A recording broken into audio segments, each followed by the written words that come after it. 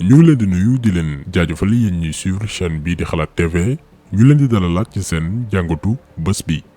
tey nag comme ni ñu ko annoncé woon ci précédente vidéo bi dañuy wax ci suñu mag yi nga xamante ni ay jeunes ñu ngi utiliser seen i photo di ko fooye ci réseau social bi nga xam ne mooy Facebook. ay personnages yoo xamante ni ku ci nekk marqué na histoire ci anam yu wuute daañ ci ñëw ci ku ci nekk mooy kan ak ban rôle la joué ci askanam maanaam du ñu n'importe qui ba ñu war leen jël di leen këll-këllee di utiliser seen i image di ko légende ak ay mbir yoo xamante ni dafa reetaanlu ci ay groupe Facebook yu ci mel ni Télé Dakar ak Galsen Fun. li tax ñuy tudd seen i tur groupe yooyu parce que dafa di ay groupe yoo xam ni dafa am lu ñuy wooyee ay administrateur maanaam ñoo xam ni lépp lu war a jàll dañ koy vérifier d'abord balaa ñu koy approuver. donc yaakaar nañ ni bu amee benn partie ci jeunesse Sénégal bu inconsciente du ñëpp nag parce que am na ci sax ay membres ci biir groupe yooyu noonu yoo xam ni ñu correct lañ du ñuy publier wala commenter lu amul solo mais bu amee ñenn ñoo xam ne ñoom jàpp nañ ni cay waxi dof la ñuy mën a amee ay like ñoo xam ne ñoom wutuñu xam-xam ci internet lu dul ay yëfi caaxaan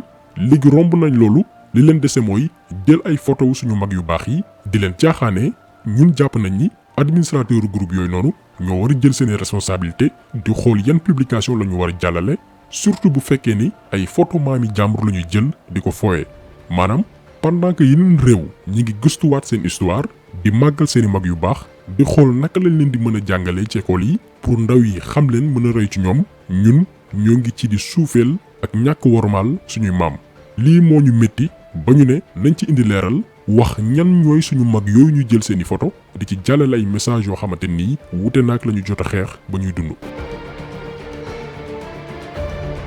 dañ koy tàmbalee ak image bi ñu jël ne kii mooy Mala Diédhiou joolaa bi njëkk a bañ a dem école en 1889 alors que kii nii mi ngi tudd Djignabo Badji doon nañ ko wooye aussi Djignabo Bassène lycée Djignabo bu Ziguinchor bi ngeen di dégg moom lañ ko tuddee mais tur bi ñu ko doon dàqantelee mooy Bigolo di signifier ñay maanaam éléphant. tey bu ñuy wax résistance casamançaise jamono gi tubaab yi bëggoon conquérir ci zone sud bi moom Djignabo turam ci kaw lay nekk ndax chef de guerre la woon doon jàmmaarloo woon ak nasaraan si ngir protéger communauté am ba ci mai 1906 mi ngi doon xeex ak soldats français yi te ki leen jiite woon di lieutenant Locqué te amuñu woon ay armes yu sophistiquées comme tubaab yi amuñu woon itam ay ngànnaay yu tax ñuy wax mais seen njàmbaar ak seen dogu tax ñu sonal soldats français yi pendant des années ngir sauvegarder seen territoire. tey bu ñuy wax leader charismatique moom Djignabo ci catégorie boobu lay bokk moo tax Ousmane Sembène ci long métrage bi nga xam ne mi ngi ko tuddee Imité te mu génn en 1971 mu ko ciy rendre hommage moom Djignabo ndax lan lim doon incarné ak bañ yi mu doon bañ jamono gi colonisateur bi bëggee ñëw nangu suñuy dëkk kooku tey la ay ndaw par manque d'inspiration ak lànk bañ a jàngi jël photom di ko légende ak yëfi caaxaan. bii itam beneen image la bu ñu jël ne kii mooy Gorgui Ndóye premier courtier bu njëkk a jël terrain jaay ko ñeenti doomi aadama yu wuute en 1838 alors que image bi nii bañ ko gëstoo benn tirailleur sénégalais la bu ay soldats allemands jàppoon en juin 1940 ci seconde guerre mondiale parce que comme ni ngeen ko xamee France bi leen Allemagne sonale woon dañoo ñëw ci suñuy réew wut si ndimbal entre première ak seconde guerre mondiale recruté nañ fi lu toll ci 500 000 soldats ci suñu zone yi mais ñoom ñëpp donte ci ay réew yu wuute lañ jógee woon ñu leen doon wooyee ay tirailleurs sénégalais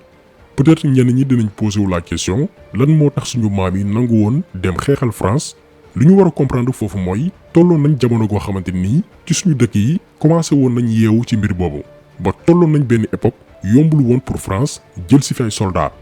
mais naka la France def dañoo jël ab nit ku ñuul comme ñun ngir mu yombalal leen liggéey boobu.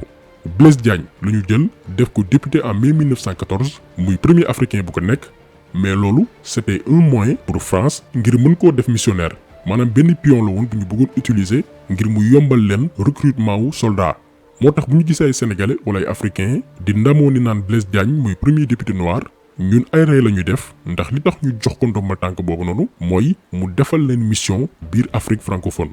en 1917 lañ ko def moom Blaise Diagne commissaire général aux troupes noires en tant que sous-secrétaire d'État aux colonies lan moo newoon mission am mooy di wër ci dëkk Afrique occidentale française comme Sénégal Mali Mauritanie Guinée Côte d'Ivoire Burkina ak yeneen réew pour lan recruter France ay soldats parce que comme que nit ku ñuul la comme ñun juddoo Sénégal mooy gën a yomb pour convaincre kilifa yi fi nekkoon donc tirailleurs sénégalais yi demoon combattre pour France jamono jooju Blaise Diagne ñu ci bari moo leen convaincre ñu dem xeexal réewum France. léegi ba ñu demee ngir jàppale soldats français yi daf ci am ay tirailleurs sénégalais yoo xam ni ci biir xeex yi soldats allemands yi dañ leen di jàpp kii ngeen di gis nii ci ñooñu la bokkoon. léegi jamono jooju noonu buñ leen jàppee ñenn ñi dañ leen di interner ci ay base allemande ñeneen ñi dañ leen di tëral dóor leen ay balu fetal ba ñu dee. allemands yi rey nañ ay tirailleurs sénégalais yu baree bari France bi nga xamante ni tirailleurs yooyu noonu ñoom la ñu demoon jàppale rey nañ itam suñuy maam gannaaw bu ñu sàkkoo ñu fay leen seen xaalis. loolu moo waral événement Thiaroye 44 kon par respect pour suñu maam yooyu nga xamante nii dañ leen wor ñaari yoon waruñu utiliser seeni photo di ko caaxaanee ndax budul dara ay maami jàmbur lañ tey am na ci ay famille yoo xamante ni moo xam Sénégal moo xam Côte d'Ivoire moo xam Mali wala Guinée ñu ci bari seeni maam ay tirailleurs sénégalais lañ woon kon par respect pour famille yooyu noonu waruñu jël seeni photo di ci légende ay mbir yoo xamante ni tegginawul. kii tamit beneen image la bu ñu jël ne mi ngi tudd Matsuko Antoinette ñu ne mooy jigéen bi njëkk a dóor jëkkëram en 1891 alors que kii nii mi ngi tudd Maria Filipa de Oliveira dafa bokkoon ci ñi nga xam ni seeni maam dañ leen jëlee woon Afrique particulièrement Soudan yóbbu leen Amérique jamonoy commerce triangulaire jël leen def leen ay esclave soppi seeni tur. léegi nag moom Maria Filipa de Oliveira ak yeneen noir dañoo bokkoon ci esclave yi nga xamante ni dañ leen yóbbu woon Brésil ci dëkk bi nga xamante ni mooy Bahia. mais dañoo dem ba tollu benn jamono boo xam ni dañu ne ñoom dañuy jël seen indépendance dootuñu nekkati ay jaam moom Maria Filipa de Oliveira formé benn troupe de guerre ak yeneen noir ak ay indien vers les années 1820 pour lan jàmmaarloo woon ak portugais yi ngir tekki mbuumu njaamel gi ba yàlla def ñu am ndam ci googee xeex moom Maria Filipa de Oliveira tey boo demee Brésil dañ ko déclaré héroïne maanaam jigéenu bañkat yi nga xamante nii xeex nañ ngir libérer seen askan. image bii nii tam beneen la bu ñu jël ni kii moo Ñoxor Diouf premier séeréer bi nga xam ni moo découvrir ni ñuy defaree fagadaga alors que image bi day représenter benn coiffure rwandaise bu ñu woowe Amosunzu benn coiffure traditionnelle la boo xam ni jamonoy maam buur yi ñoo ko doon def chef de village yi ak jigéen yi nga xamante ni amaguñ borom kër donc dafa bari woon lu muy symboliser sur le plan culturel mais tolloon nañ jamono joo xam ni Rwanda mbir yi nga xamante ni dafa laal ak seen wàllu culture dafa tàmbali woon disparaître maanaam nax saay mais période bi ñuy wax ak yéen Rwanda mi ngi ci phase delloo si culture yi nga xamante ni mi ngi doon réer génération yi ñëw Amasunzu bokk ci yooyu tradition yu jeunes yi sax di reprendre tey ngir dekkil seen cosaan moo tax ñi yaakaar ni Rwanda seen développement dafa yem rek ci wàllum économie environnement wala santé réeree nañ mbir lu bëree bëri jamono gi yeneen dëkku Afrique yi di copier culture occidentale di ko adopté ñoom ñoo ngi ci gëstuwaat seen cosaan pour am seen identité ñoo ngi dellu si waat li gën a am solo ci seen culture moo xam ci wàllum habillement moo xam ci wàllum coiffure jamono gi nga xamante ni ñun suñu réew yi ñi ngi importer ay tissus ñoom Rwanda dañoo bâtir benn industrie textile bu am doole ak ay design yoo xamante ni day méngoog seen aada ba actuellement dañuy exporter ay tissus made in Rwanda aux États-Unis ak ay yeneen réew kon ñun aada jàmbur yi nga xamante ni ñun ñi ngi koy saboter di jël image yi di ko kukkali ñoom ñi ngi koy adopté waat ak jamono ngir dabuwaat seen cosaan gi nga xamante ni réeroon na leen ñoom foofu lañ toll ñun nag ñun ñi ngi ci tuutal suñuy mag tuutal aada yi nga xamante ni moo fi nekkoon pour ay mbiru comédie. donc photo yi moo attiré woon suñu attention leeral yi la ñu bëggoon def ci nataalu suñu mag yi nga xamante ni ñu ngi koy jëfandikoo di ci jàllale yi fi caaxaan ñun nag moomuñ internet bi bay wax ku ci nekk li ngay def ak loo dul def tuuti nañ ci torop ndax internet choix la. ku mu neex nga divertiru ku mu neex aussi nga jàng ci wala nga jëfandikoo xarala yi ngir jàllale ay message mais am nañ droit également bu ay ndaw yu réer jógee ngir tilimal wala di fooy suñu mag yi ñu artu leen ngir ñu arrêté